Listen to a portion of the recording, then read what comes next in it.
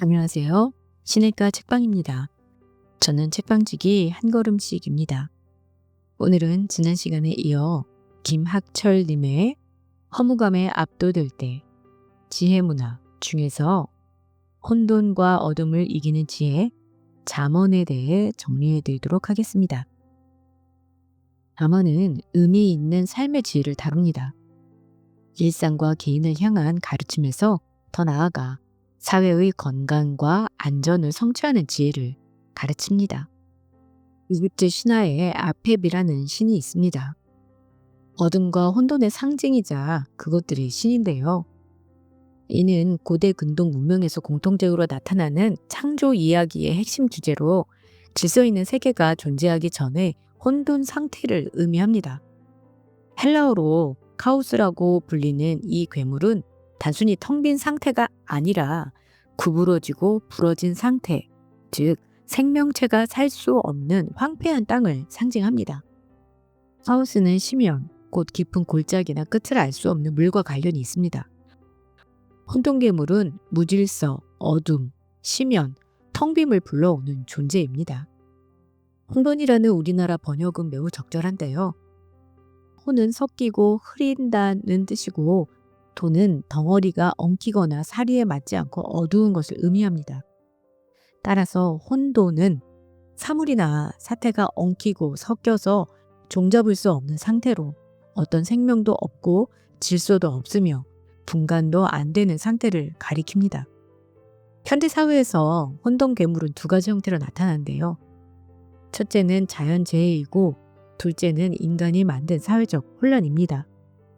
특히 어마어마한 탐욕을 가진 미련한 사람이나 집단이 사회를 망가뜨리는 현상이 대표적입니다. 이러한 두 세력에 맞서서 계속해서 살아가려고 하는 것이 바로 혼돈에 맞서는 삶의 의미를 지켜내는 사람들의 노력입니다. 이 신화에서 인간의 존재 이유는 신들을 위해 제사를 지내고 신전을 짓고 음식을 바치는 것이었습니다. 즉 인간은 신들의 종으로 창조된 존재이며 반역자의 피를 가진 존재로 묘사되었었습니다. 파스칼은 팡세에서 다가오는 죽음에 대한 두려움, 그리고 내가 신뢰하는 세상이 무너져 버릴 것 같은 불안과 무질서, 그 안에서 어떤 희망도 발견하지 못하고 죽어가야만 하는 세계, 이것이 혼돈괴물의 정체이자 그가 가진 괴력의 한 모습이다라고 했습니다. 인간이 노력하고 애쓴데도 소득은 없고 도리어 큰 손해만 보고 나서 무언가 잘못됐다고 느낄 때 우리는 앞이 깜깜해집니다. 우리가 알아온 세계 혹은 마땅히 이러저러해야 한다고 여긴 관계가 너무나 낯설어 당황한 채 여러 밤낮을 지내기도 합니다. 이런 불안감을 느낄 때 이런 혼돈괴물 아페를 물리칠 무기는 무엇입니까? 잠언을 통해 지혜를 찾아보겠습니다. 잠언의 뜻은 바늘과 같이 찌르는 말이라는 뜻입니다. 이 말씀을 듣는 사람은 바늘을 찔리듯 정신이 번쩍 날 것입니다. 잠언은 우리에게 이 세상을 무엇이라고 알려줄까요? 우리의 삶을 파괴하려는 괴물이 있고 우리는 그것에 노출되어 무력한 채 집어삼켜질 위기에 있다고 말할까요? 잠언에 따르면 이 세상은 지혜를 통해 그 괴물을 잠재우고 탄생했으며 따라서 이 질서의 세상은 우리의 삶을 유지, 확장, 번영하기에 알맞다고 격려합니다. 잠언은 고대 근동 지중해 세계의 다른 신화와 같이 창조 주제를 다룹니다. 그런데 잠언이 다른 창조 신화와 견줄 때 확연히 다른 점이 있습니다. 그것은 바로 창조와 그 과정, 결과를 지배하는 즐거움과 기쁨의 정서입니다. 또 피조물을 바라보는 시선에도 차이가 있습니다. 가장 오래된 문명 발생지인 메소포타미아에서 유래한 에누마 엘리시와 비교해보면 그 차이가 분명하게 드러납니다.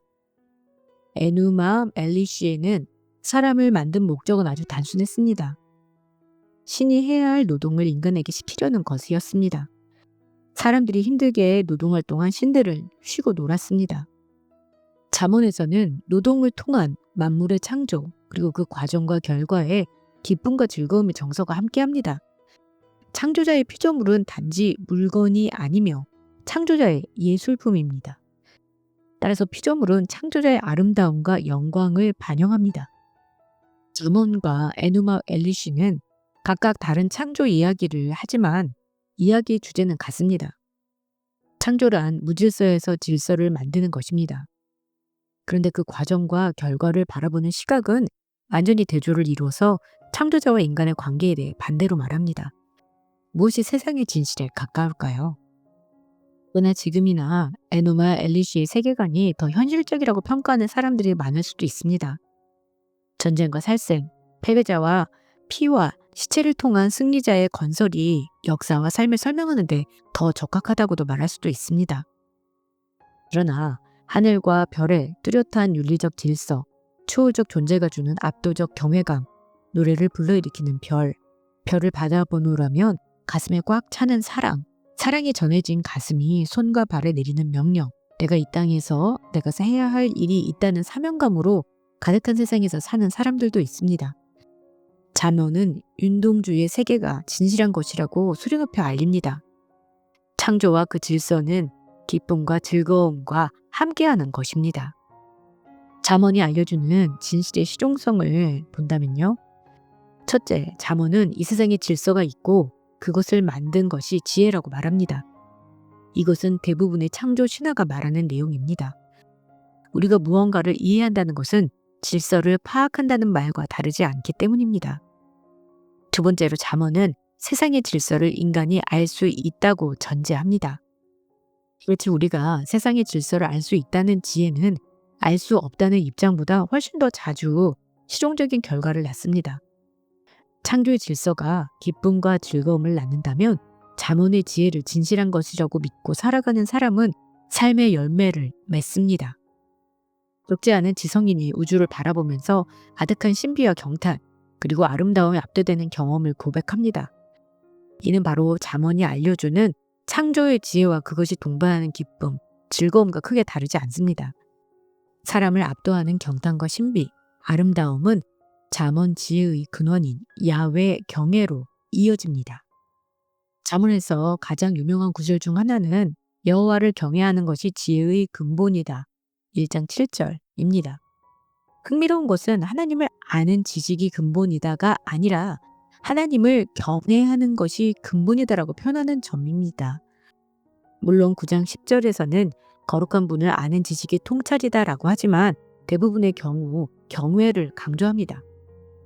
경외한다는 것은 하나님을 향해 진실하게 서서 하나님이 말씀하신 말을 겸손하게 경청하는 것입니다.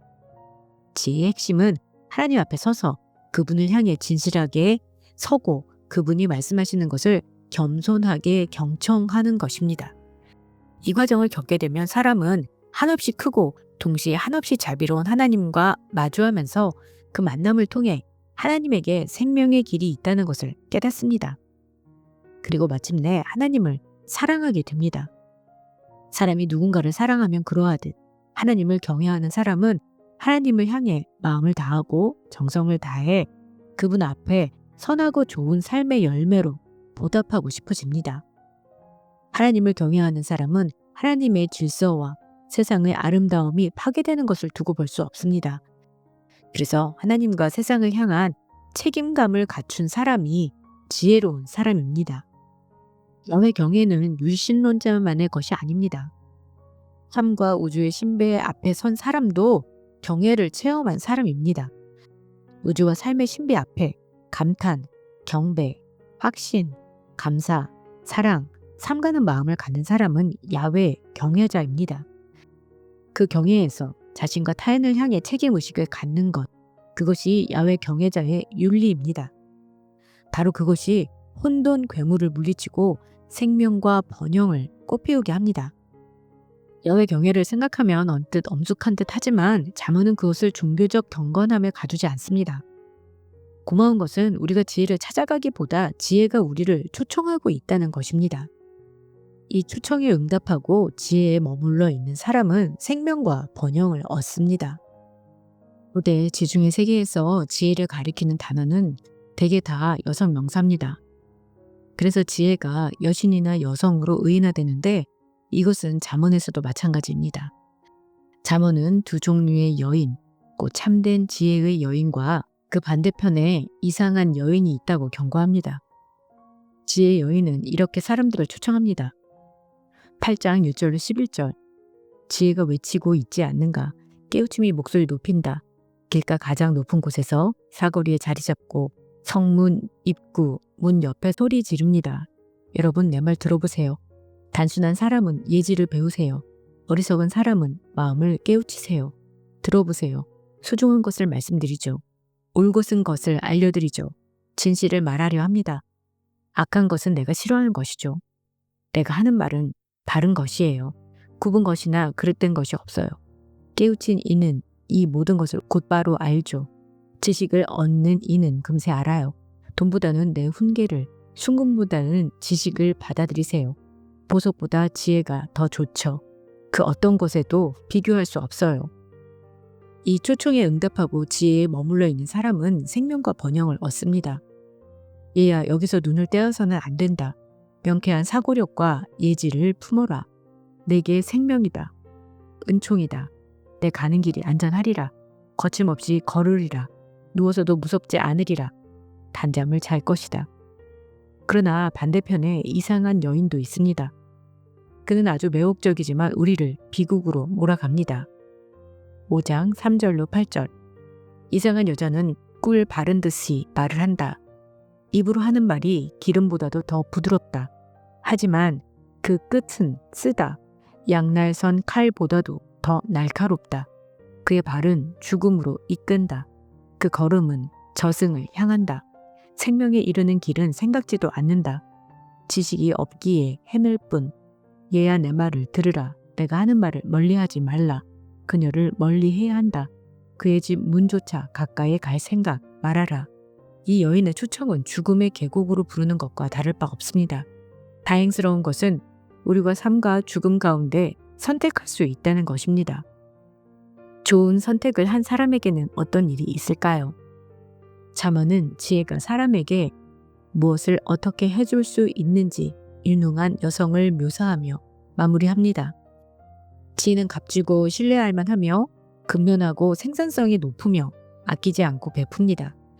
지혜를 따르는 사람을 명예롭게 하고 지혜의 힘과 영광을 모든 이에게 보여주며 원활하고 존중하는 관계를 형성하도록 돕습니다. 하여 지혜는 모든 사람들의 칭송을 얻게 됩니다.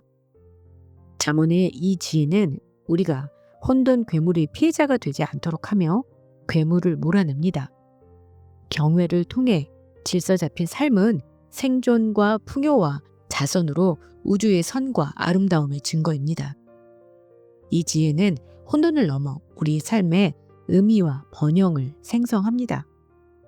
잠언이 제시하는 지혜는 단순히 개인적 성공이나 행복을 위한 처세술이 아닙니다.